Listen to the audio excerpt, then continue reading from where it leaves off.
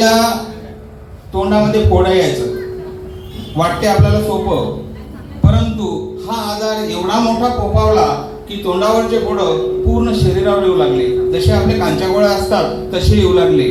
आणि त्यासाठी मी अमरावती नागपूर हे दोन्हीही शहर पालथे घातले तरी फरक जाणवला नाही. आणि शेवटी मी हैदराबादला ते हॉस्पिटल आहे त्याचं हैदराबादच्या हॉस्पिटलमध्ये नेलं. त्या ठिकाणी त्यांनी जळाल्याची ट्रीटमेंट दिली आणि रोज 10 मिली वायसोलेन 10 नावाची गोळी जे की स्टिरॉइड आहे ते सतत घ्यावं लागेल जर जिवंत राहायचं असेल तर.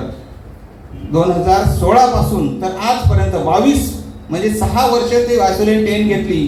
त्या बिमारीचं नाव आहे पेम्फिगस व्हल्गॅरिस. गुगलवर नाव टाकून पहा, चित्र पाहावं वाटत नाही. आईला खाली टाकलं होतं. तशातच मला आपले भेंडारकर सर भेटले आणि त्यांनी मला एक अमृत ज्यूस दिलं. तुम्ही देऊन तर पहा.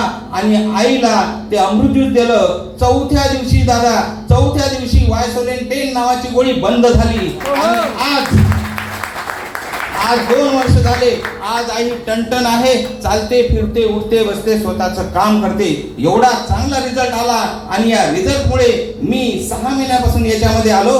आज मला 15 ते 20 हजार रुपये दर हप्त्याला येतात. 80,000 रुपये महिना याच्यातून मी कमवतो. धन्यवाद.